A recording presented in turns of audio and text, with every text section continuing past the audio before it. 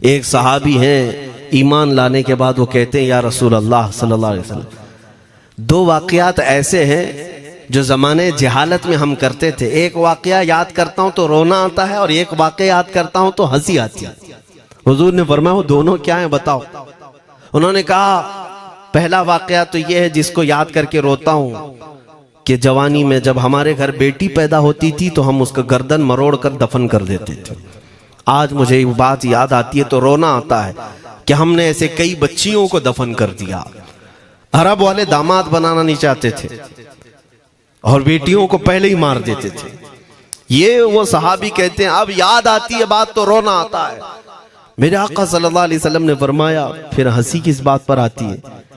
कहते हैं ज़माने जहालत में हमारे खुदा जो होते जिनकी हम इबादत करते थे तो जब सफर में जाना होता था तो आटा गूंद करके खुदा बना लेते थे, क्योंकि सफर में जाना है और हर जगह उनको साथ में रखना था खुदा को। वो साहब ही कहते हैं सफर के खुदा और होते थे, हवा का अलग, पानी का अलग, मिट्टी का अलग, सब लेकर के चलते थे।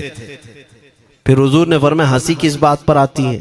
वो कहते हैं बीच रास्ते में अगर खाना खत्म हुआ तो कभी खुदा का हाथ तोड़ के खाते थे, कभी पैर तोड़ के खाते थे। अरे मेरे अजीजों 1400 साल बाद आज जब आप हंस रहे हैं, उस सहाबी को तो इस बात पर हंसी आती होगी।